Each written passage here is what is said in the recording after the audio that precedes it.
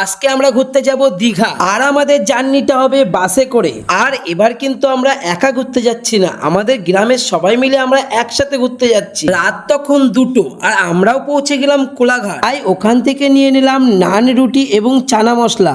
আর ওটা খাওয়া শেষ করে বাইরে বেরিয়ে দেখি সবাই চা খাচ্ছে, তাই তো আমি তাড়াতাড়ি একটা লেমন টি অর্ডার করে নিলাম। আর লেমন টিটা খাওয়া শেষ না হতে হতেই দেখি বাসে হরেন দিচ্ছে, তাই তো তাড়াতাড়ি করে বাসে উঠে পড়লাম। আর সবাই বাসের মধ্যে দেখো ঘুমিয়ে পড়েছিল, আর আমি প্রকৃত সৌন্দর্য দেখতে দেখতে পৌঁছে আসলাম সেই দীঘা। আর আমরা যে হোটেলটা বুকিং করলাম সেটা সমুদ্র বিচ থেকে মাত্র 20 সেকেন্ডের দূরত্ব ছিল।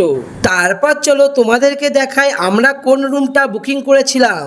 এই রুমটা ছিল ডবল বেডের এসি রুম এবং সুন্দর ফল সিলিং এর কাজ করা। আমাদের কিন্তু রুমটা দারুণ পছন্দ হয়েছিল। তারপর দেখো ফ্রেশ ট্রেশ হয়ে আমরা চলে আসলাম খেতে। ওকে বাই, দেখা হচ্ছে পরবর্তী ব্লকে।